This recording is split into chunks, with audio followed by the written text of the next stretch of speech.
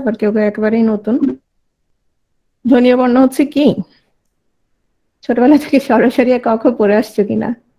ওই স্বরসরিয়া ক খ কিভাবে লিখা হয়েছে, কোনটা কি বর্ণ, হ্যাঁ, কোনটাকে কি বলে, যেগুলো আমাদের পড়ার দরকার ছিল না, কিন্তু এখন সেগুলো কি করতে হবে? পড়তে হবে। তো 9-10ও কিছুটা পড়ে আসছো, কিছুটা পড়ে আসার পরেও দেখা গেছে অনেকে সেগুলো মনে নাই। আবার কিছু কিছু তথ্য, খুব অল্প কিছু তথ্য চেঞ্জ হয়েছে, সেগুলো আজকে আমরা একটু দেখব। ঠিক আছে, এখন আসো। এই যে ধ্বনি এবং বর্ণ এখানে আলাদা করে দেয়া আছে, কিন্তু জিনিস আসলে একই। তো এখান থেকে দেখো, তোমার 38-এ দুটো আসছে, 37-এ দুইটা, 36-এ 4টা আসছে, আর 35-এ হচ্ছে দুটো, মানে দুটো নিশ্চিত পাবা। দেখো কি কি প্রশ্ন আসছে। 37-এ কি আসছে দেখো, বর্গের কোন বর্ণসমূহের ধ্বনি মহাপ্রাণ ধ্বনি? এখন দেখলেই মনে হবে আল্লাহ, এটা তো সহজ, পরীক্ষার হলে সহজ হলেই হবে। ঠিক আছে, বাংলা ভাষায় ব্যবহৃত মৌলিক স্বরধ্বনির সংখ্যা কয়টি? এটা আসছে 38-এ। হর্ম যুক্ত বর্ণটি কিভাবে গঠিত হয়েছে? এটা 38-এ আসছে, মানে কিছুদিন আগে, বেশি দিন হয় নাই। নিচের কোন শব্দে স্বভাবতই মূর্ধন্যের ব্যবহার হয়েছে? এটা নতবিধি, এটা আমরা আগামীকাল পড়বো। ব্যঞ্জন ধ্বনির সংক্ষিপ্ত রূপকে কি বলে? 41-এ আসছে। মানে ধরো কিছু প্রশ্ন আছে, হ্যাঁ, আগে আগে আসতো, যে বাংলাদেশের রাজধানী কি, কিংবা ধরো বাংলাদেশের জাতীয় ফল কি।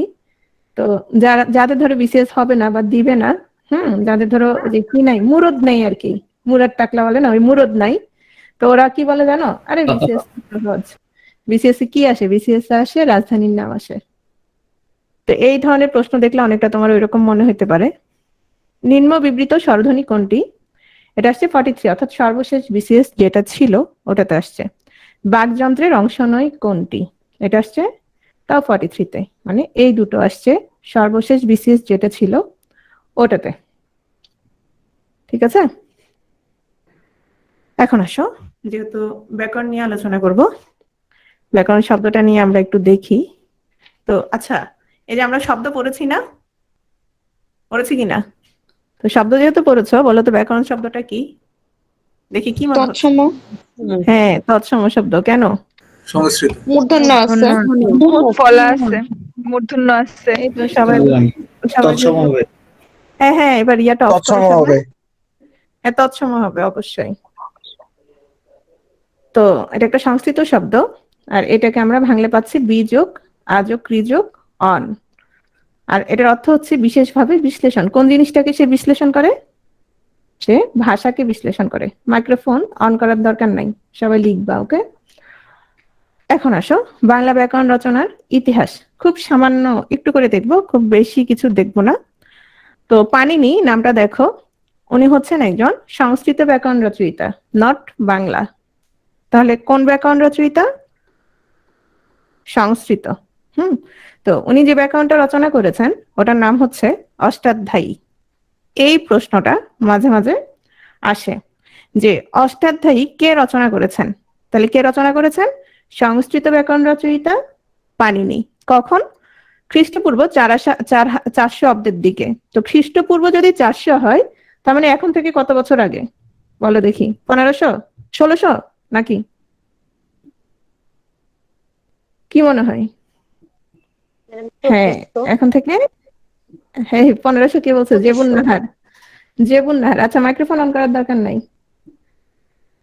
হ্যাঁ, প্রায় 2500 বছর আগে। জেবুন নাহার, তোমার 1500টা ভুল, এটা হচ্ছে খ্রিস্টপূর্ব, মানে হচ্ছে যখন থেকে সাল গণনা শুরু হচ্ছে তার 400 বছর আগে। যেহেতু সাল গণনা শুরু হওয়ার পর এখন কত সাল চলে আসছে তোমার?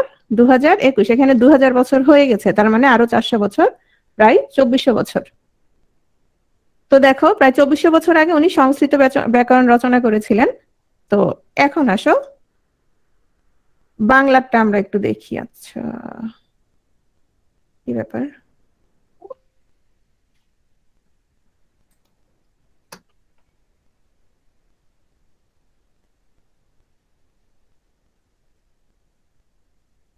একটু অপেক্ষা করো, আমার স্লাইডে মনে হয়, হ্যাঁ 2-3টা স্লাইড মনে হয় ডিলিট হয়ে গেছে।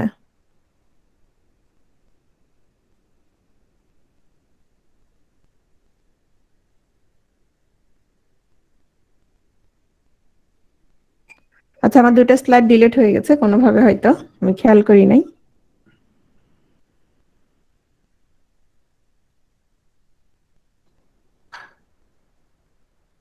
লিখে পড়াতে হবে এই দুটো স্লাইড। দেখো, এরপর হচ্ছে তোমার সর্বপ্রথম বাংলা ভাষার ব্যাকরণ রচয়িতা করেন, তিনি হচ্ছেন একজন পর্তুগিজ পাদ্রী, হ্যাঁ, ফাদার মানুয়েল দা আসুম্পোসাও। কি নাম? মানুয়েল দা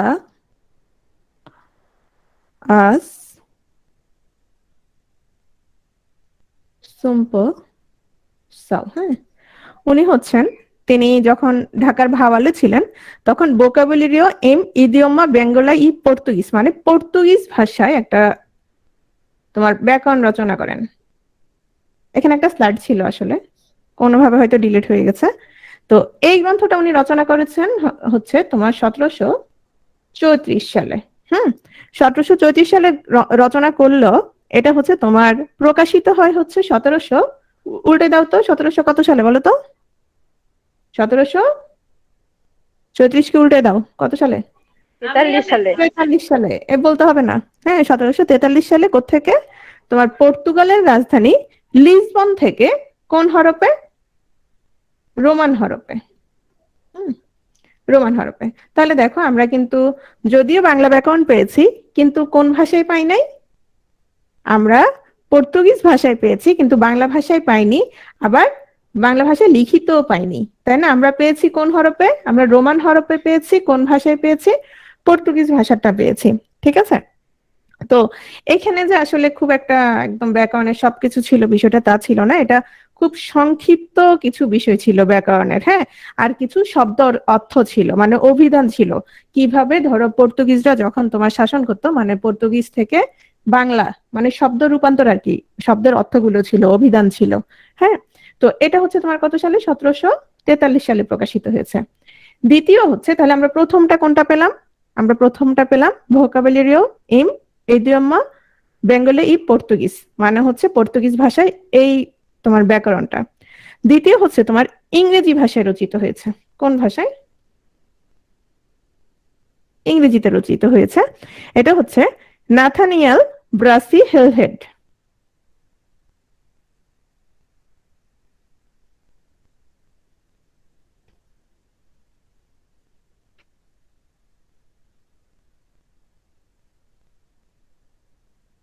হ্যাঁ, নাথানিয়েল ব্রাসি হেলহেড। তো ওনার বইটার নাম কি ছিল? A grammar of the Bengali language. এটা আমি আর লিখছি না, একটু পরের স্লাইডে আছে। এটা প্রকাশিত হয় তোমার 1778 খ্রিস্টাব্দে। 1778 খ্রিস্টাব্দে হয়, এবং এটা হচ্ছে তোমার ইংরেজি ভাষায় রচিত পূর্ণাঙ্গ একটা বাংলা ব্যাকরণ। এর আগেরটা কিন্তু পূর্ণাঙ্গ ছিল না। তাহলে এটাও আমরা কোন ভাষায় পেলাম? এটাও আমরা ইংরেজি ভাষায় পেলাম। তার মানে আমরা এখনো কিসে পাই নাই? আমরা বাংলা ব্যাকরণ পাচ্ছি, কিন্তু কোন ভাষায় পাচ্ছি না এখনো? আমরা এখনো বাংলা ভাষায় পাচ্ছি না। আমরা পেয়েছি ইংরেজি ভাষায়। নাথানিয়েল ব্রাসি হেলহেড 1778 সালে এটা তিনি লিখেছেন।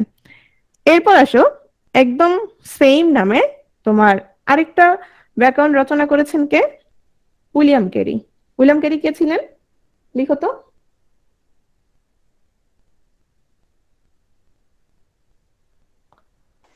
জানো? ফোর্ট উইলিয়াম কলেজের কি জানো প্রতিষ্ঠাতা। হ্যাঁ, প্রতিষ্ঠাতা। আচ্ছা, দেখো, a grammar of the Bengali language, এটা হচ্ছে তোমার রচিত হয়েছে 1801 সালে।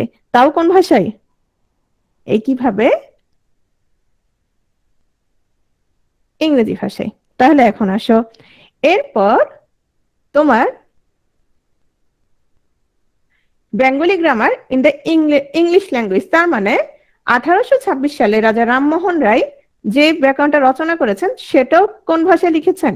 সেটাও তিনি ইংরেজি ভাষায় লিখেছেন। তবে এই ক্ষেত্রে অন্যান্য যে ব্যাকরণগুলো ছিল সেখানে তোমার মোটামুটি, অর্থাৎ সেটা সংস্কৃতের সাথে অনেকটা মিশ্রিত ছিল, কিন্তু উনি যেটা করেছেন সেটা হচ্ছে বাংলা ভাষাকে সংস্কৃত থেকে একেবারে আলাদা ভাষার মর্যাদা দান করে এই ব্যাকরণটা তৈরি করেন। কোনটা? Bengali grammar in the English language. এখন আসো, কিন্তু এটাও আমরা পাচ্ছি কোথায়? ইংলিশে। এরপর সর্বশেষ তিনি যেটা করেন সেটা হচ্ছে এই এই ব্যাকরণটায় তিনি বাংলায় কি নাম দেন? বাংলায় দেন হচ্ছে গৌড়ীয় ব্যাকরণ। ঠিক আছে? ওই গৌড়ীয় ব্যাকরণটাই তোমার প্রকাশিত হয় কত সালে? 1833 সালে গৌড়ীয় ব্যাকরণ। তাহলে আমরা কি বলতে পারি বলতো? বাংলা ভাষায় রচিত প্রথম বাংলা ব্যাকরণ কোনটা? রাজা রামমোহন রায় রচিত গৌড়ীয় ব্যাকরণ। এখানে একটা স্লাইড ছিল, আচ্ছা এখানে আসছে। রাজা রামমোহন রায় রচিত গৌড়ীয় ব্যাকরণ হচ্ছে তোমার বাংলা ভাষায়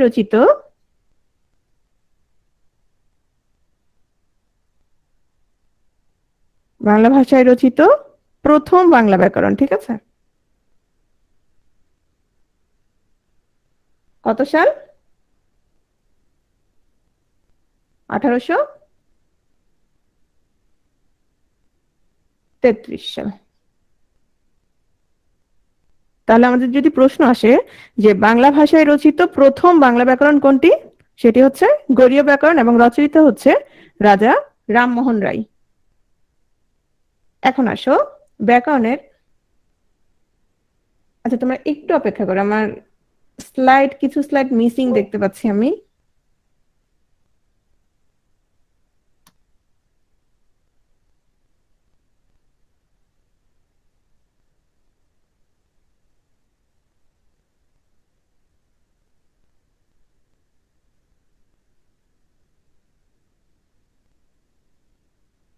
আচ্ছা আমার এখানে অনেকগুলো স্লাইড আসে নাই। হ্যাঁ, আমি একটা পিসি থেকে আর একটা পিসিতে পাঠানোর সময় হয়তো কোনোভাবে স্লাইড গুলো হাতের লেগে ডিলিট হয়ে গেছে বা কোনো একটা কিছু হবে। তো ওই স্লাইড গুলো যেহেতু নাই, আমি ওই স্লাইড গুলোই তোমাদের পিডিএফ আকারে দিয়ে দিব। ঠিক আছে, মূলত ওখানে ছিল ধরো বিভিন্ন ব্যাকরণ বইয়ের নাম ছিল, যে কোন ব্যাকরণটা কে লিখেছেন, এই স্লাইড গুলো ছিল। তো এখানে আমরা যদি ক্রমান্বয়ে একসাথে করি তাহলে একটু দেখো।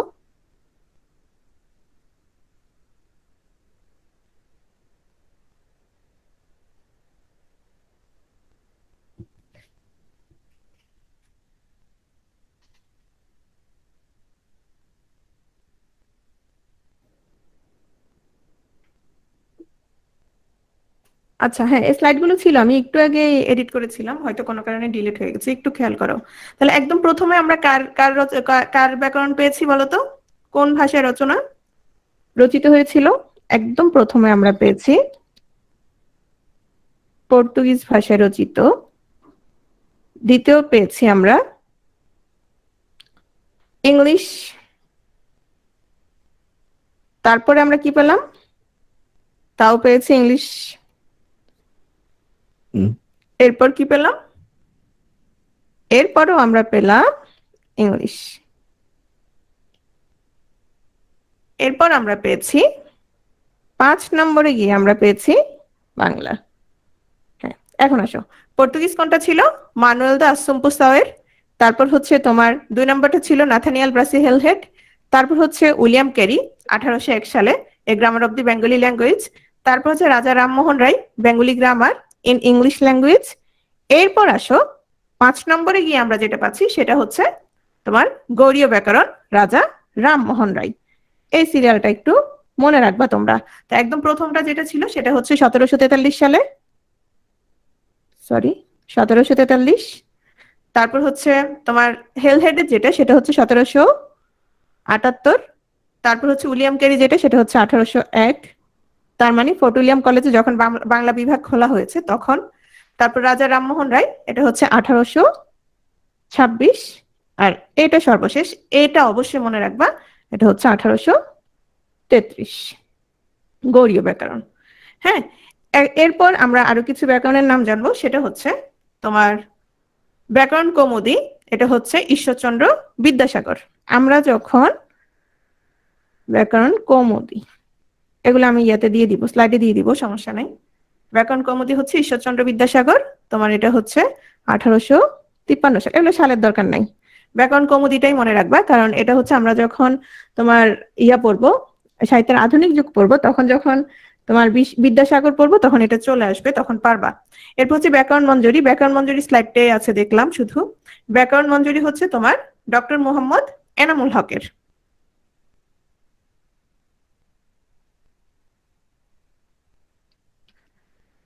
এটা হচ্ছে তোমার ডক্টর মোহাম্মদ এনামুল হক। তারপর হচ্ছে মনুষা মঞ্জুষা, এটা হচ্ছে তাও এনামুল হক। আর যেটা মনে রাখবা, সুনীতি কুমারের দুটো মনে রাখবা, একটা হচ্ছে the origin and development of the Bengali language, ODBL, যেটাতে উনি কি আলোচনা করেছিল বলো তো? চর্যাপদ যখন পড়বা তখন দেখবা ওডিবিএল বলা হয়, এটা হচ্ছে the origin and development of the Bengali language. আর একটা হচ্ছে ভাষা প্রকাশ বাংলা ব্যাকরণ। হ্যাঁ, ভাষা প্রকাশ বাংলা ব্যাকরণ, এগুলো মনে রাখবা কেন? এগুলো হচ্ছে তোমার একেবারে বিখ্যাত ব্যাকরণবিদ যারা, তাদের ডক্টর সুনীতি কুমার চট্টোপাধ্যায়। নেক্সট হচ্ছে তোমার বাংলা ভাষার ইতিবৃত্ত, এটা হচ্ছে ডক্টর মোহাম্মদ শহীদুল্লাহ। তাহলে ইতিবৃত্তটা মনে রাখবা, ইতিবৃত্ত হচ্ছে ডক্টর মোহাম্মদ শহীদুল্লাহ, ঠিক আছে? নেক্সট চলে যাচ্ছি আমি ব্যাকরণের মূল আলোচ্য বিষয়গুলো। দেখো, ব্যাকরণের মূল আলোচ্য বিষয় হচ্ছে চারটা। ধ্বনিতত্ত্ব, মূলত ধ্বনি, শব্দ, বাক্য এবং অর্থ। তো যেখানে তোমার ধ্বনি বিষয়ক বিষয় নিয়ে আলোচনা করা হয় সেটা হচ্ছে ধ্বনিতত্ত্ব, শব্দতত্ত্ব, বাক্যতত্ত্ব এবং অর্থতত্ত্ব। তো আমাদের যেটা জানতে হবে সেটা হচ্ছে তোমার ধ্বনিতত্ত্বে কি আলোচনা করা হয়, শব্দতত্ত্বে কি আলোচনা করা হয় এবং বাক্যতত্ত্বে কি আলোচনা করা হয়, এগুলো আমাদের একটু ভালো করে মনে রাখতে হবে। তো আমরা দেখি আসো, ধ্বনিতত্ত্বের আলোচ্য বিষয়গুলো দেখো। ধ্বনির উচ্চারণ বিধি, ধ্বনির পরিবর্তন, সন্ধি বা ধ্বনি সংযোগ, তারপর হচ্ছে নত শতবিধান, বানান, বানানের নিয়ম, বাকযন্ত্র। হ্যাঁ, এগুলো হচ্ছে তোমার ধ্বনিতত্ত্বের আলোচ্য বিষয়। তো দেখলে কিভাবে চিনবা? তোমরা দেখলে দেখো, অধ্যায়ের যে নামগুলো সেগুলোর আগে, সবগুলোর আগে কি যুক্ত আছে বলো তো? ধ্বনি এবং বর্ণ যুক্ত আছে না? দেখো তো, এই যে ধ্বনির উচ্চারণ বিধি, ধ্বনির পরিবর্তন, তারপর হচ্ছে তোমার সন্ধি। সন্ধি তো জানো, সন্ধি কি তোমার শব্দের মিলন না ধ্বনির মিলন? ধ্বনির মিলন। তো ধ্বনির মিলন যেহেতু, নিশ্চয়ই এটা কোথায় আলোচনা হয়? তাহলে এটা অবশ্যই ধ্বনিতত্ত্বে আলোচিত হয়। তারপর হচ্ছে নত এবং শতবিধান। তো নত এবং শত কি? ন বিষয়ক যে বিধান, স বিষয়ক যে বিধান, মানে শুধুমাত্র ন নিয়ে যেখানে আলোচনা করা হয় আর শুধুমাত্র মূর্ধন্য ষ নিয়ে যেখানে আলোচনা করা হয় সেটাই হচ্ছে নত এবং শতবিধান। তাহলে এগুলো কি? এগুলো এক একটা কি? ধ্বনি। আর ধ্বনি যখন তখন সেটা হচ্ছে বর্ণ, ঠিক আছে? তাহলে এগুলো হচ্ছে নত এবং শতবিধান, তোমার ধ্বনিতত্ত্বে আলোচনা করা হয়। তারপর হচ্ছে বানান, বানানের নিয়ম, বাকযন্ত্র। বাকযন্ত্র কি? আমরা কথা বলার সময় আমাদের ধরো যে যে অংশগুলো তোমার কাজ করে, যেমন হাত, হাত কি বাকযন্ত্রের অংশ বলো তো? হাত, কান? না, বাকযন্ত্রের অংশ না। কিন্তু এই যে কথা বলছি, জিভ, জিভ কি বাকযন্ত্রের অংশ? জিভ, ঠোঁট, জিভ, ঠোঁট এগুলো হচ্ছে বাকযন্ত্রের অংশ। যেমন 43-তে আসছে যে কোনটি বাকযন্ত্রের অংশ নয়। শব্দতত্ত্ব বা রূপতত্ত্ব, দেখো, সমাস, প্রকৃতি প্রত্যয়, অনুসর্গ, উপসর্গ, ক্রিয়ার কাল, পদ প্রকরণ, তারপর হচ্ছে বচন, এগুলো হচ্ছে তোমার রূপতত্ত্বের আলোচ্য বিষয়। কোন কোন বইতে, কোন বই না, আগের যে বইগুলো সব বইতেই তোমার কোনটা দেয়া আছে? সাথে বলা আছে কারক হচ্ছে শব্দতত্ত্ব বা রূপতত্ত্বের আলোচ্য বিষয়। বিখ্যাত যে ব্যাকরণ বই সবগুলোতে দেয়া আছে। এবং আগেও তোমার প্রশ্নে এভাবে আসতো, নিচের কোনটি তোমার শব্দতত্ত্ব বা রূপতত্ত্বের আলোচ্য বিষয়। সেক্ষেত্রে কারক থাকলে কারক অবশ্যই তখন শব্দতত্ত্ব বা রূপতত্ত্বের দেয়া হতো। এখনো যদি অপশনে অন্য কোনো অপশন না থাকে সেক্ষেত্রে দিতে পারবা। তবে কারক এখন কি করা হয়েছে বলতো? কারক এখন যেটা করা হয়েছে সেটা হচ্ছে বাক্যতত্ত্বের, হ্যাঁ, বাক্যতত্ত্বে দেওয়া হয়েছে। কোন বইতে? বর্তমান যে ব্যাকরণ বইটা আছে 9-10-এর, সেই বইতে কারককে বাক্যতত্ত্বের অন্তর্ভুক্ত করা হয়েছে। এক্ষেত্রে কেন দেখো তো? আচ্ছা, আমরা জানি কারক কি? ক্রিয়াপদের সাথে, ক্রিয়াপদের সাথে অন্য পদের নামপদের কি সম্পর্ক? হ্যাঁ, অন্য পদের সম্পর্ক। তো ক্রিয়াপদ, নামপদ, অন্য পদ এগুলো আমরা সবগুলো কোথায় পাচ্ছি? পদ কি কখনো আলাদা করে বসে? শব্দের মতো বসে না। আমরা কোথায় বসে? বাক্যে বসে। শব্দ যখন বাক্যে বসে বিভক্তি সহ, তখন সেটাকে আমরা কি বলি? সেটাকে আমরা বলছি বাক্য। যার কারণে তোমার এই কারককে দেয়া হয়েছে বাক্যতত্ত্বের আলোচ্য বিষয়। এছাড়া আসো পুরুষ ও স্ত্রীবাচক শব্দ, দ্বিরুক্ত শব্দ, সংখ্যাবাচক শব্দ, পদাশ্রিত নিদর্শক, তারপর হচ্ছে ধাতু, শব্দের শ্রেণী বিভাগ। তুমি দেখো সবগুলোতে শব্দ পাবা। পুরুষ ও স্ত্রীবাচক শব্দ, দ্বিরুক্ত শব্দ, সংখ্যাবাচক শব্দ, পদাশ্রিত নির্দেশক, তারপর হচ্ছে ধাতু। ধাতু তো চেনো, আমি যেহেতু এখানে প্রত্যয় ধাতু চেনো কিনা? ধাতু মূলত কি? প্রকৃতি। মূলত ধাতু হচ্ছে প্রকৃতি, কিন্তু কি প্রকৃতি? ক্রিয়া প্রকৃতি। আচ্ছা, এগুলো আমরা আসবো পরে। শব্দের শ্রেণী বিভাগ, তার মানে আমরা গত দুটো ক্লাস যে নিয়েছি সেগুলো কিসের অন্তর্ভুক্ত ছিল? শব্দতত্ত্ব বা রূপতত্ত্বের অন্তর্ভুক্ত ছিল। এই যে বাক্যতত্ত্ব, বাক্য, বাক্য পরিবর্তন, বাক্য প্রকরণ, বাক্য রূপান্তর, পদক্রম, প্রবাদ প্রবচন, এই যে একসাথে সবগুলো দেখো বাক্য। বাগধারা দেখো, এই যে বাগধারাটা আমি এখানে দিয়েছি, বাক্যতত্ত্বে দিয়েছি, কিন্তু অন্যান্য বইয়ে কোথায় আছে? সব বইতে আছে বাক্যতত্ত্বে, কিন্তু আপনার অডিও আটকায় যাচ্ছে, কথা শোনা যাচ্ছে না? অডিও হ্যাং করতে যাচ্ছে ম্যাম, কেটে কেটে আসতেছে। বাকিরা শুনতে পাচ্ছ? ক্লিয়ার আছে ম্যাম। ক্লিয়ার হচ্ছে ম্যাম, ক্লিয়ার। ক্লিয়ার?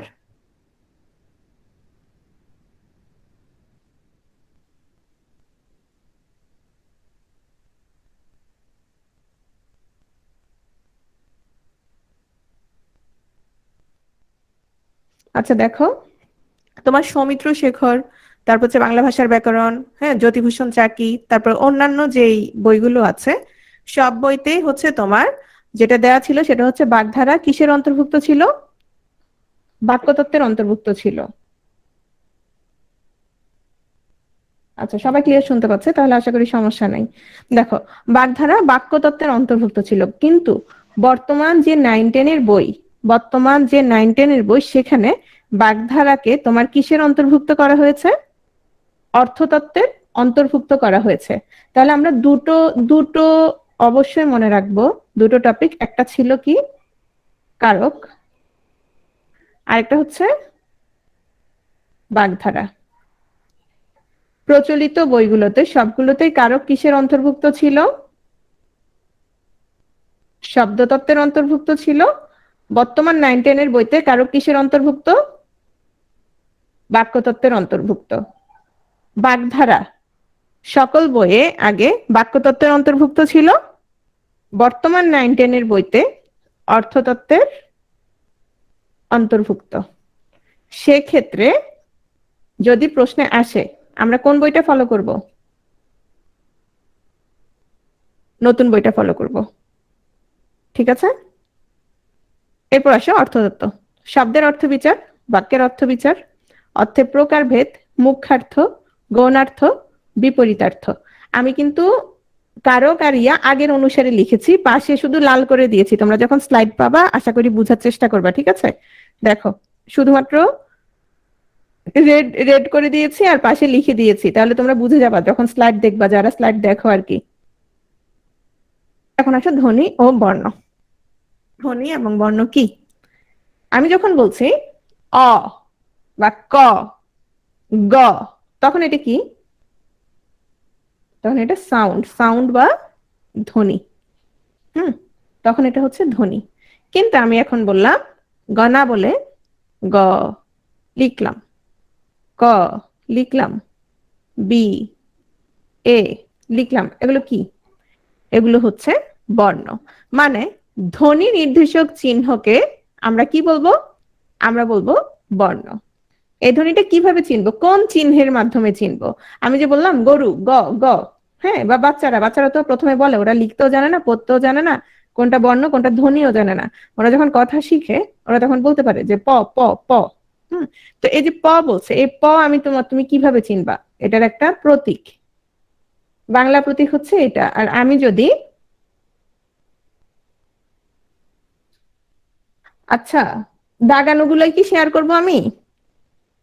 তোমরা চাইলে আমি এটাও শেয়ার করতে পারি, সমস্যা হবে না। দাগানোটাই শেয়ার করবো নাকি এমনি? জি ম্যাম, এটাই বেটার, দাগানোটা। দাগানোটা হলে মনে হয় ভালো হবে না? আচ্ছা ঠিক আছে, আমি তাহলে দাগানোটাই শেয়ার করব। ওকে, ঠিক আছে, দাগানোটাই শেয়ার করব। তাহলে এই যে ধ্বনি নির্দেশক যে চিহ্ন সেটা হচ্ছে মূলত তোমার বর্ণ। তো ধ্বনি এবং বর্ণ দেখলেই বোঝা যাচ্ছে কোথায় আলোচনা করা হয়। এই যে আমরা এতক্ষণ পড়লাম ধ্বনি তত্ত্বে আলোচনা করা ধ্বনি তত্ত্ব। ধ্বনি তত্ত্বে আলোচনা করা হয়। তো আমরা এই ধ্বনি এবং বর্ণ নিয়ে আলোচনা করব। এর আগে আমরা সামান্য ব্যাকরণ নিয়ে আলোচনা করেছি। প্রথমে আসো বাকযন্ত্র বা বাক প্রত্যঙ্গ। হ্যাঁ, এখানে কিছু এটা তোমরা দেখলেই বুঝবা বা চিনবা। বাকযন্ত্র কি? আমাদের হচ্ছে ধ্বনি উচ্চারণ করার সময় যে প্রত্যঙ্গগুলো কাজে লাগে সেগুলোই বাক প্রত্যঙ্গ। বাক মানে কি? কথা। তো তুমি কথা বলার জন্য তোমার যে প্রত্যঙ্গ লাগবে, শরীরের যে অংশগুলো লাগবে, সেগুলোই হচ্ছে তোমার বাকযন্ত্র একসাথে বলা হচ্ছে বা বাক প্রত্যঙ্গ। তো এখানে কি কি আছে? ঠোঁট, দাঁতের পাটি, দন্তমূল, অগ্রতালু, আলজিভ, সম্মুখ জিহ্বা, মোট কথা জিহ্বা, তারপর হচ্ছে তোমার ফুসফুস, তারপর হচ্ছে চোয়াল, জিভ, ঠোঁট, দাঁত, এগুলো সবগুলোই লাগে। আমরা যখন বলছি ত, দেখো দাঁতের সাথে লাগছে। যখন বলছি প, ঠোঁটে লাগছে। তো এই সবগুলোই হচ্ছে তোমার বাকযন্ত্র বা বাক প্রত্যঙ্গ। তো প্রশ্নটা এভাবে আসতে পারে যে নিচের কোনটি বাকযন্ত্রের অংশ নয় বা নিচের কোনটি বাক প্রত্যঙ্গ নয়। তো তোমাকে দেওয়া হলো ধরো সপ্ততালু, কোমলতালু, গলবিল, কান, কোনটা হবে? কোমলতালু। কান। আচ্ছা বাকি কান। কান। এই কান কি বলার কাজে লাগে না শোনার কাজে লাগে? আমি এতক্ষণ কি পড়াচ্ছি? কান তো বলার কাজে লাগে না, কান তো শোনার কাজে লাগে। যদিও আমরা কি বলি কি কানে কানে কথা আছে। কানে কানে কি কথা আসলে বলা যায়? কানে মুখে বলা যায়, তাই না? কানে কানে তো কথা নাই। কারণ কান কি নয়? কারণ বাকযন্ত্র বা বাক প্রত্যঙ্গ নয়। কান হচ্ছে শুধু শোনার জন্য ব্যবহার হচ্ছে। তাহলে হাত কি বাক প্রত্যঙ্গ কি না? না, না, হাত বাক প্রত্যঙ্গ না। হাত হচ্ছে পিটানির কাজে ব্যবহার করা হয়, তাই না? কিন্তু দুঃখজনক বিষয় হচ্ছে তোমার ইচ্ছে করলেও তুমি সবসময় পিটাতে পারবা না। জিহ্বাগ্র, অগ্র মানে কি বলতো? অগ্র, মুমতাহিনা মিমু, সামনে। সামনে। তাহলে জিহ্বাগ্র মানে জিহ্বার কোন অংশ? সামনের অংশ। সামনের অংশ। হ্যাঁ, ওকে। একটু খেয়াল করো, যখন উপাদান বলবে তখন হচ্ছে ধরে নিবা সেটা হচ্ছে ক্ষুদ্রতম একক। যখন কি বলবে? উপাদান বলবে তখন হচ্ছে ক্ষুদ্রতম একক। হ্যাঁ, আর যখন বলবে উপকরণ তুমি ধরে নিবা যে মূল বিষয়টা, হ্যাঁ মূল জিনিসটা কি। তো উপাদানের সাথে তোমার কোনটা মনে রাখবা বলো তো? ক্ষুদ্রতম মনে রাখবা, অর্থাৎ ক্ষুদ্রতম এককটা মনে রাখবা। ঠিক আছে? তো ক্ষুদ্রতম একক দেখো, ভাষার উপাদান বা ক্ষুদ্রতম একক হচ্ছে ধ্বনি। আচ্ছা, ক্ষুদ্রতম যদি হয় তাহলে ধ্বনি তো হবে, বাক্য হবে? বাক্য হবে কিনা? বাক্য হবে না, যেহেতু ক্ষুদ্রতম। তাহলে ক্ষুদ্রতম যেহেতু, ধ্বনি হবে। কেন ধ্বনি? ক, ক দিয়ে এরপর শব্দ তৈরি হলো কলম, তারপর বললাম কলমটা দাও। হ্যাঁ, পুরোটা মিলে একটা বাক্য হলো। তাহলে ক্ষুদ্রতম যদি এটা হয়, মূল উপাদান যদি তোমার কি হয়? ধ্বনি হয়, তাহলে মূল উপকরণ কি হবে? এই বাক্য আর শব্দ কি একই জিনিস? ইসরাত, বাক্য আর শব্দ একই না। হ্যাঁ, তাহলে আমি বলেছি কি, অর্থাৎ ক্ষুদ্রতম একক হচ্ছে ধ্বনি। ক্ষুদ্রতম একক হলে তাহলে পূর্ণটা কি হবে? মূল উপকরণ হচ্ছে বাক্য। কারণ তুমি ক্ষুদ্র শব্দ যখন বলবা, আমি যদি সারাদিন চিল্লাই, হ্যাঁ এই যে লেপ লেপ লেপ বা কম্বল কম্বল কম্বল, আমার কেউ কম্বল এনে দিবে না। আমার ঠান্ডা লাগলে আমি বলতে হবে যে আমার কম্বলটা দাও। হ্যাঁ, তাহলে পুরোটা হচ্ছে ভাষার মূল উপকরণ বা প্রাণ হচ্ছে বাক্য। তো প্রশ্নটা এভাবেও আসতে পারে যে ভাষার প্রাণ কি? ভাষা প্রাণ হচ্ছে বাক্য। বাক্যের মূল উপাদান তাহলে কি হবে বলতো? বাক্যের মূল উপাদান হচ্ছে শব্দ। হ্যাঁ, আর শব্দের একক অর্থাৎ শব্দকে যদি তুমি একদম ক্ষুদ্রাংশ করে ভাঙো তখন সেটা হচ্ছে ধ্বনি। আর আমরা শব্দের ক্ষুদ্রতম অংশকে বলছি, তাহলে শব্দের ক্ষুদ্রতম অংশকে বলবো রূপ। যার কারণে শব্দতত্ত্বের আরেকটা নাম কি? আরেকটা নাম হচ্ছে রূপতত্ত্ব। তাহলে যদি শুধুমাত্র এটা আসে যে শব্দের ক্ষুদ্রতম অংশকে কি বলা হয়? শব্দের ক্ষুদ্রতম অংশকে বলা হচ্ছে রূপ। তাহলে রূপ শব্দের ক্ষুদ্রতম একক। ধ্বনির সূক্ষ্মতম মৌলিক অংশকে বা একককে বলা হয় ধ্বনিমূল। বর্ণ, বর্ণ তো অলরেডি আমরা বলে ফেলেছি, তাই না? অর্থাৎ আমরা যে চিহ্নটা ব্যবহার করব ধ্বনি প্রকাশের জন্য সেটাই হচ্ছে বর্ণ। আচ্ছা, যদি সেটা বর্ণ হয় তাহলে অক্ষর কোনটা? আমরা ছোটবেলায় বলি কি যে একটা অক্ষরও পারে না লিখতে, বলি না? একটা অক্ষরও পারে না। তাহলে বলো তো গ, এটা কি বর্ণ না অক্ষর?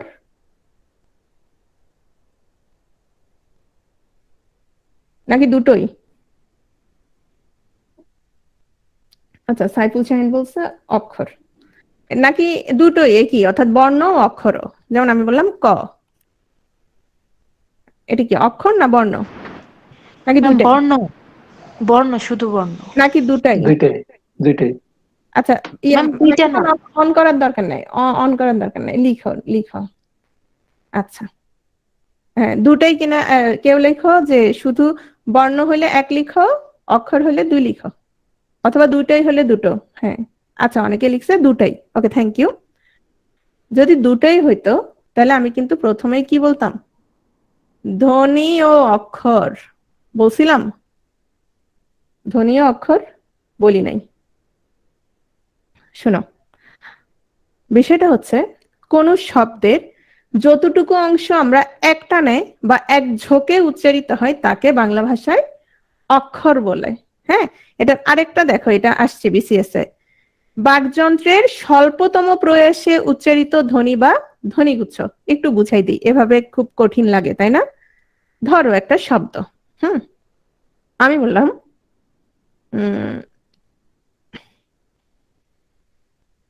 একটি। হ্যাঁ, এই যে একটি বললাম, হ্যাঁ সিলেবল, নাফিসা ঠিক আছে সিলেবল। আমি যে বললাম একটি, দেখি এটা কিভাবে আমরা কিভাবে বলি? এক, এক টি, এক টি। আমরা কয় ভাগে বললাম বলো তো? এটা কয় ভাগে বললাম? দুই ভাগে বললাম। ওকে, বন্ধন, বন্ধন, দেখি বন্ধন কয় ভাগে বলি আমরা? বন্ধন, বন্ধন, বন্ধন কয় ভাগে বললাম? দুই ভাগে বললাম। এক কয় ভাগে বললাম? এক, এক, এক ভাগে বললাম। তাহলে দেখো তো আমরা যেটা করেছি মানে কি বলেছি? কোন শব্দের যতটুকু অংশ একটানে বা এক ঝোঁকে উচ্চারিত হয় তাকে বাংলা ভাষায় অক্ষর বলে। তাহলে দেখো তো একটির মধ্যে কয়টা অক্ষর আছে? দুইটা। দুইটা অক্ষর আছে। বন্ধনে কয়টা অক্ষর আছে? দুইটা। দুইটা। একে কয়টা অক্ষর আছে? এক। কিন্তু মাইক্রোফোন অন করবে না। এক শব্দের মধ্যে কয়টা বর্ণ আছে? এক শব্দের মধ্যে কয়টা বর্ণ আছে? দুইটা।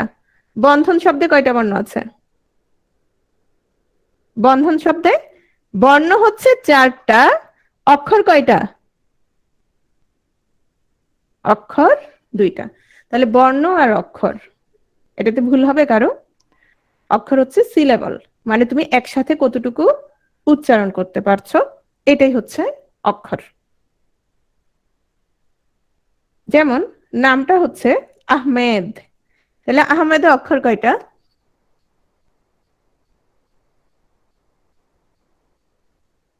বর্ণ বলি নাই, তৃপ্তি। আহমেদে তোমার অক্ষর কয়টা? বর্ণ না। এ আহমেদ নিজেই ভুল করছে। দেখো তো, আহমেদ নিজেই ভুল করছে, আহমেদ লিখছে চারটা। আহমেদের বর্ণ হচ্ছে চারটা কিন্তু অক্ষর কয়টা? অক্ষর হচ্ছে দুইটা। আহ, আহ মেদ, তাহলে দুটো অক্ষর। এই যে প্রত্যয়, এখন থেকে আজকে নিজে সবাই কি করবা? নিজে নিজের নামের বানানটা দেখবা যে কয়টা অক্ষর আছে কয়টা বর্ণ আছে, তাহলে এগুলো ক্লিয়ার হয়ে যাবে। এরপর আসো, বাংলা ভাষায় বর্ণমালার সংখ্যা কয়টা বলো দেখি?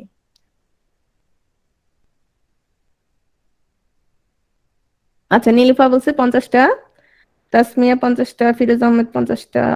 হ্যাঁ, আমি কি ভেরি গুড দিব সবাইকে? কেউ কেউ বলছে একটা। তার মানে 49টা পার্থক্য। যে বলছে বর্ণমালা 50টা, আবার একজনে বলছে বর্ণমালা একটা। তাহলে বর্ণমালা কয়টা পার্থক্য হয়ে যাচ্ছে? 49টা বর্ণমালা পার্থক্য হয়ে যাচ্ছে। এই শোনো, আমি তো এতক্ষণ যে বললাম এই যে এটা কি বলছি বলো তো? বর্ণ বলছি না বর্ণমালা বলছি? এটাকে এই যে বলছি বা বলছি, কে কি বর্ণ বলছি নাকি বর্ণমালা বলেছি? কোনটা বলো, কোনটা বলছি? বর্ণ বলেছি। বর্ণমালা কি বলেছি? বর্ণমালা বলিনি। বিষয়টা কি তাহলে? বিষয়টা হচ্ছে যতগুলো বর্ণ আছে সবগুলো মিলেই একটা বর্ণমালা। তাহলে বাংলা ভাষায় বর্ণমালার সংখ্যা হচ্ছে কত? 1। মানে স্বরবর্ণ ব্যঞ্জনবর্ণ সব মিলে 50টা বর্ণ মিলে, 50টা ধ্বনি মিলে তোমার কয়টা বর্ণমালা হয়েছে? একটা বর্ণমালা। নেক্সট আসো। তাহলে একটা বর্ণমালার মধ্যে বর্ণের সংখ্যা কয়টা? বর্ণের সংখ্যা হচ্ছে 50। ঠিক আছে? তাহলে বর্ণমালা একটি আর বর্ণের সংখ্যা হচ্ছে 50টি। মানে 50টি বর্ণ মিলে কয়টা বর্ণমালা হয়েছে? একটি বর্ণমালা হয়েছে। হুম, এই বর্ণমালাগুলোকে আমরা যদি ভাগ করি, আমরা 2 ধরনের শ্রেণী বিভাগ পাচ্ছি। একটা হচ্ছে স্বরধ্বনি আর একটা হচ্ছে ব্যঞ্জন ধ্বনি। তার মানে আমরা এখন কোন ক্লাসের পড়াশোনায় চলে আসছি? নার্সারি কেজি শিশু শ্রেণীর পড়াশোনায় চলে আসছি, তাই না? ক্লাস 1 না? এই 1-এ দেখা যায় শব্দ গঠন এই সেই দুনিয়ার সব থাকে। এগুলো হচ্ছে স্বরধ্বনি ব্যঞ্জন ধ্বনি, হচ্ছে তোমার শিশু শ্রেণীর পড়াশোনা। যদিও এখন প্লেতে পড়াই, আমি বুঝি না প্লেতে যেহেতু শব্দটাই প্লে, সেখানে পড়ানোটার দরকার কি?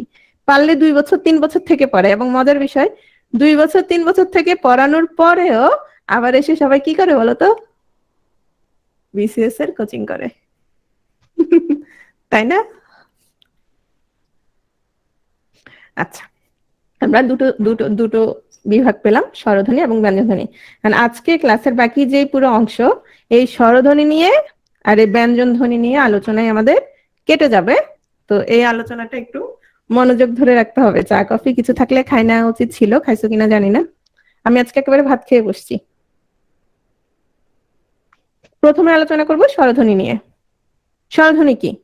ফুসফুস তাড়িত বাতাস বেরিয়ে যেতে মুখ বিবরের কোথাও কোনো প্রকার বাধাপ্রাপ্ত হয় না। দেখি আমার সাথে বলো তো। মাইক্রোফোন অফ রেখে বলবা।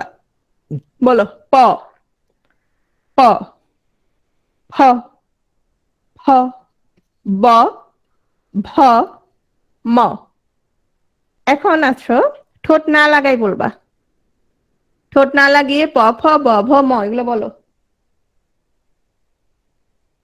ঠোঁট না লাগিয়ে পারবা না পারবা না? হয় না, ঠোঁট না লাগিয়ে হচ্ছে না। তার মানে এগুলো কোথায় কোথায় বাধা পাচ্ছে? কোথায় এসে বাধা পাচ্ছে? ঠোঁটে এসে বাধা পাচ্ছে। এখন ঠোঁটে এসে বাধা পাই বললে তো তোমরা আবার সিগারেট ভাববা। ছেলেরা সিগারেট ভাবার দরকার নাই, ঠিক আছে? তো এখন আসো, কিন্তু এবার আমার সাথে বলো তো। অ আ ই উ।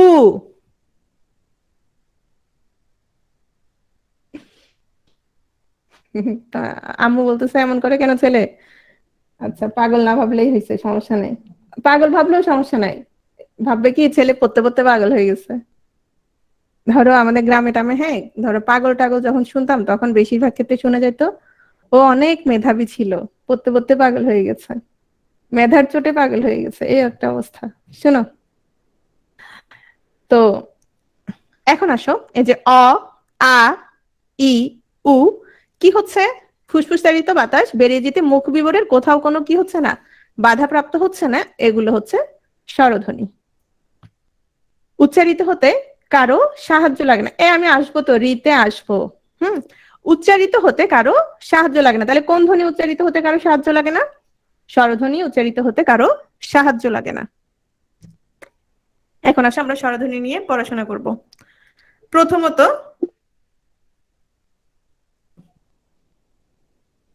স্বরধ্বনির সংখ্যা কয়টি এখানে? 1 2 3 4 5 6 7 8 9 10 11টি। স্বরবর্ণের সংক্ষিপ্ত রূপ, স্বরবর্ণের সংক্ষিপ্ত রূপ কি? হ্যাঁ, লিখলাম, ধরো কি লিখলাম, সায়েরা। এই যে সায়েরা লিখলাম, আমি কি এভাবে লিখবো?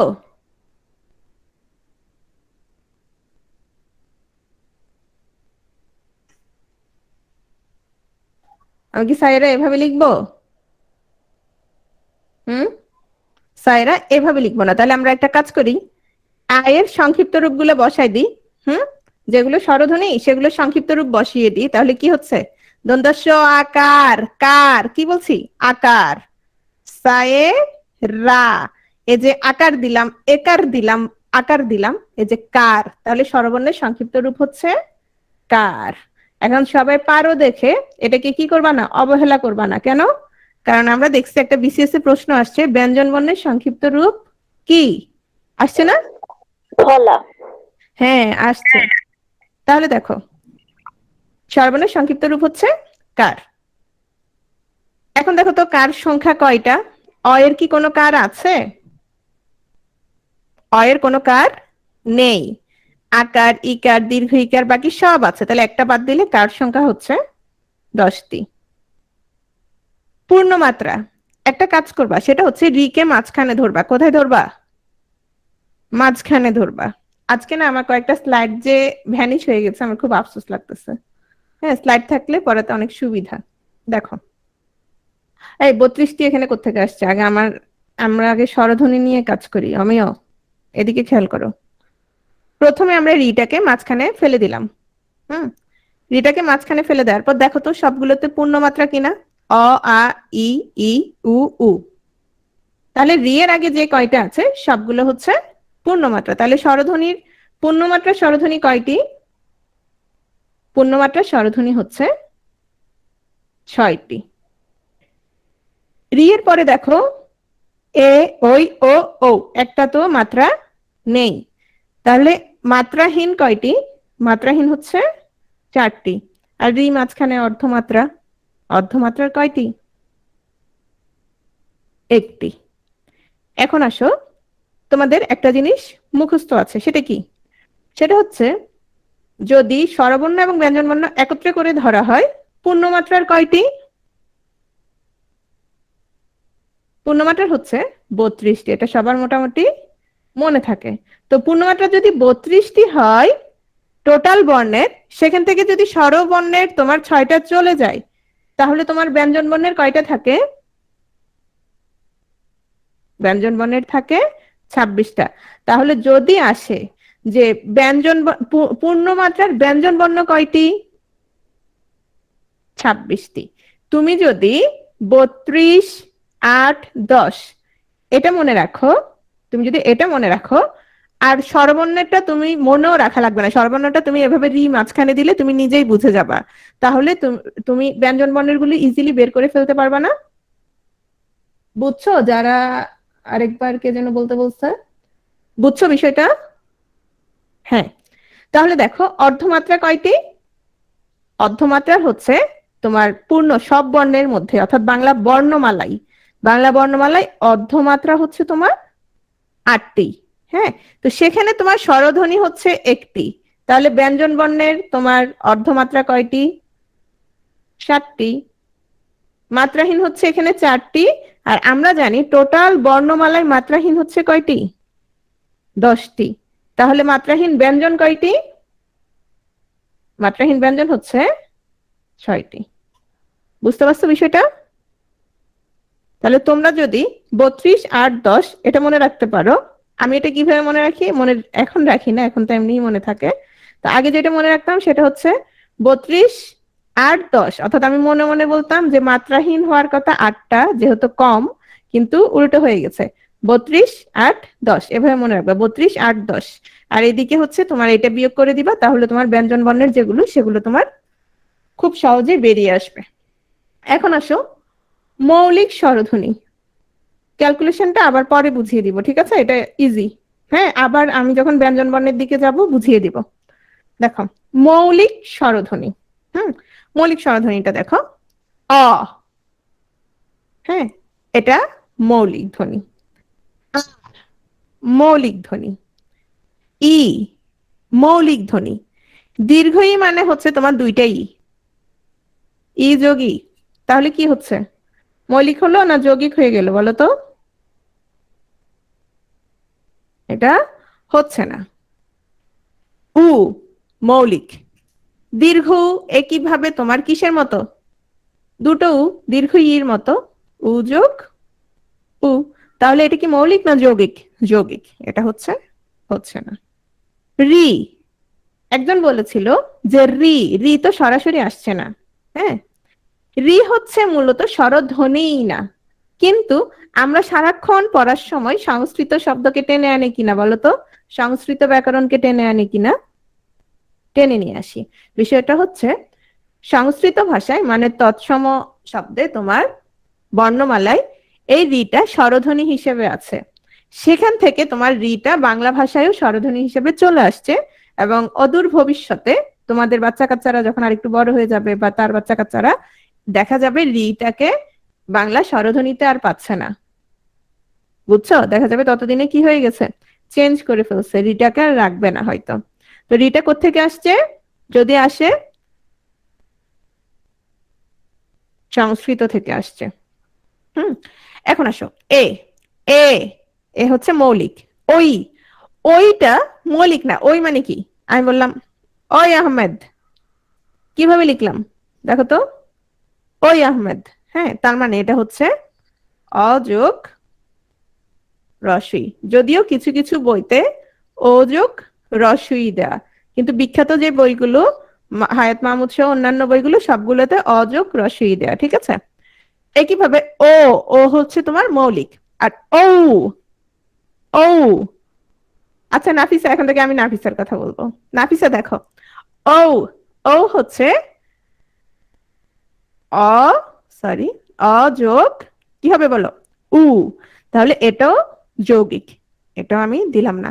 তাহলে মৌলিক কয়টা পেলাম দেখো তো? শুধু টিক চিহ্ন গুলা দেখো, আর ঘুম আসলে একটু হাঁটতে থাকো। দেখো, একটা, দুইটা, তিনটা, চারটা, পাঁচটা, ছয়টা পেয়েছি। যদি বলা হয় মৌলিক স্বরবর্ণ কয়টা, অর্থাৎ বর্ণ, বর্ণ আছে, হ্যাঁ, তাহলে আমরা 6টা পেয়েছি। কিন্তু ধ্বনিবিজ্ঞানী আব্দুল হাই আরেকটা স্বরধ্বনির কথা বলেছেন, যেটার বর্ণটা কোথায় নাই? আমাদের যে স্বরবর্ণগুলো আছে সেটাতে নাই। সেটা হচ্ছে কি? এ। সেটা হচ্ছে এ, অ্যাম্বুলেন্স। অ্যাম্বুলেন্স। হ্যাঁ, তাহলে আমাদের এটা মিলে কয়টা হলো? মৌলিক স্বরধ্বনির সংখ্যা হয়ে গেল 7টি। ঠিক আছে? তাহলে মৌলিক স্বরধ্বনি 7টি পেয়ে গেলাম। উচ্চারণের সময় ই 6টা কিভাবে? আচ্ছা, এতক্ষণ কি খেয়াল করো নাই? অন্যদিকে মনোযোগ ছিল? শোনো, ই, এটা হচ্ছে ই ধ্বনি, আর এটা হচ্ছে দীর্ঘ ই, মানে হচ্ছে দুইটা ই, ই, ই, ই। তো দুইটা ই যেহেতু এই যে এখানে লেখা আছে দেখো, দুইটা ই যেহেতু, এটা মৌলিক না, যৌগিক। একইভাবে উ, এটাও উ, কিন্তু এটা কি উ? দীর্ঘ উ, এই যে উ, এটাও যৌগিক। এক্সামে অবশ্যই 7টা দিবা, 6টা কেন দিবা? মৌলিক স্বরধ্বনি 7টা। 9-এর মতো বর্ণ এই যে এখানে নাই, 9-এর বর্ণ টর্ণ এগুলা নাই, এগুলা কিছু কিছু ধারাপাতে ছিল, ওগুলা স্বরধ্বনির অন্তর্ভুক্ত ছিল না। নেক্সট আসো, উচ্চারণের সময় বিবেচনায়। এগুলো একটা আমরা মনোযোগ দিয়ে পড়বো। এতক্ষণ যেগুলো পড়া হয়েছে এগুলো মোটামুটি সবাই জানতো। আচ্ছা, সংবৃত বিবৃত ক্লিয়ার করে দিব। উচ্চারণের সময় বিবেচনায় তোমার রসস্বর হচ্ছে 4টা। রসস্বর কি? রস মানে কি? রস মানে অল্প, কম, স্বল্প, ছোট। হ্যাঁ, তাহলে যেই স্বর উচ্চারণের সময় তোমার অল্প সময় লাগবে সেগুলো হচ্ছে তোমার রসস্বর। হ্যাঁ, আর যেগুলো তাহলে তোমার উচ্চারণের সময় বেশি সময় লাগবে সেগুলো কি হবে? সেগুলো হয়ে যাবে দীর্ঘস্বর। এখন আসো রসস্বর কি কি দেখো। অ, ই, উ। দেখো তো, অ, ই, উ। অ এর তুলনায় আ, ই, ওটা তো দীর্ঘ ই দেয়াই আছে তাই না? দীর্ঘ ই বলাই আছে, ওটা দীর্ঘ। দীর্ঘ উ বলাই আছে, ওটা দীর্ঘ। আবার আমরা দেখেছি ওই, ও, ওগুলো কি ছিল? মৌলিক ছিল না। তো যৌগিক যেহেতু, মানে দুটো যেহেতু একত্র হয়েছে, তাহলে দুটো একত্রিত হলে নিশ্চয়ই ওটার সময় বেশি লাগবে। বুঝছো বিষয়টা? দুটো যেহেতু একত্র হয়েছিল, আমি এখানে দেখিয়েছিলাম, এই যে এখানে ওই, ও, এগুলো দেখিয়েছিলাম, সময় তাহলে বেশি লাগবে। আ, আ, তাহলে দেখো অ, আ, তাহলে আতে বেশি সময় লাগছে নাকি অতে বেশি সময় লাগছে? মেয়ে যাবেন, অ, আ, কোনটাতে বেশি সময় লাগছে? আতে বেশি সময় লাগছে। তাহলে বাকি যে সাতটা সেগুলো হচ্ছে দীর্ঘস্বর। তাহলে আমরা দেখো তো কিভাবে মনে রাখবো। অ, ই, উ, রি। হ্যাঁ, এগুলো হচ্ছে রসস্বর। দীর্ঘস্বর তাহলে কি কি? আ, দীর্ঘ ই, দীর্ঘ শব্দটা আছে। উ, দীর্ঘ উ, দীর্ঘ শব্দটা আছে। আরে বেশি সময় লাগবে না দেখেই এটা রসস্বর। অর্থাৎ এখন দেখো, তুমি যদি টেনে অনেক দূর লম্বা করে নিয়ে যাও, ওটা তো কেউ বলবে না। এটা হচ্ছে তোমার একেবারে ধরো বৈজ্ঞানিক উপায়ে বলা হয়েছে আর কি, যে অতে সময় কম লাগবে, আতে আর একটু বেশি সময় লাগবে, এটুকুই। তারপর এ, ওই, ও, ও, এগুলো হচ্ছে তোমার দীর্ঘস্বর। তারপর আসো দ্বৈত স্বর। দ্বৈত মানে কি বলো তো? দ্বৈত মানে কি? দ্বৈত মানে দুই। তো আমরা জানি না এ দুটোতে কি আছে? দুটো আছে। সো এ দুটো হচ্ছে তোমার দ্বৈত স্বর। মৌলিক স্বরধ্বনি অলরেডি আমরা পড়িয়ে ফেলেছি তাই না? মৌলিক স্বরধ্বনি হচ্ছে তোমার 7টা। ধ্বনিজ্ঞাপক কোনো বর্ণ নেই, এটা আমরা জানি। এরপর আসো অর্ধ স্বরধ্বনি। হ্যাঁ, বাংলায় অর্ধ স্বরের সংখ্যা কয়টা বলতো?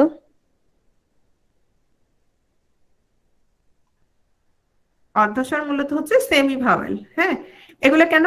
ধরো যে ধ্বনিগুলো তোমার উচ্চারণ করার সময় তোমার উচ্চারণ দীর্ঘায়িত করা যায় না, মানে উচ্চারণটা তোমার শেষ হয়ে যায়, অর্ধস্বর, এজন্য বলা হচ্ছে এগুলোকে অর্ধস্বর বলা হচ্ছে।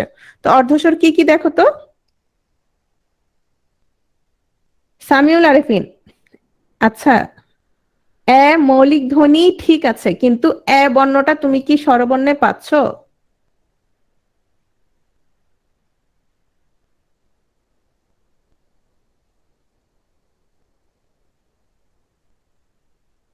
আছে সামিউল? দেখো তো এখানে বর্ণটা পাচ্ছ কিনা। বর্ণটা নেই, বর্ণটা নেই। এজন্য এটাকে কি বলা হয়েছে?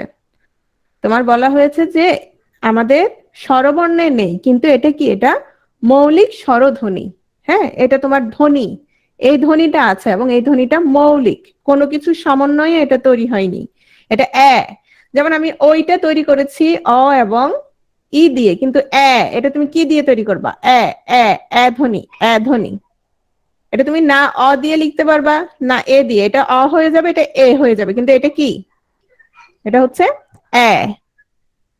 ঠিক আছে।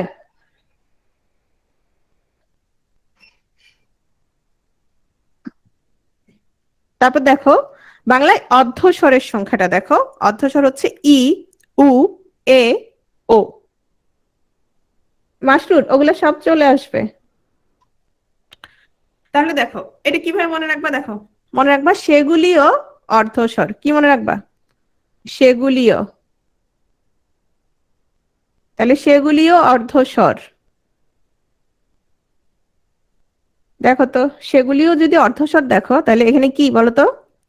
এ, উ, তারপর হচ্ছে ও। মনে থাকবে? সেগুলিও অর্ধস্বর। তাহলে অর্ধস্বর দেখলে মনে থাকবে, মনে পড়বে কোনগুলো? ই, উ, উ এ ও।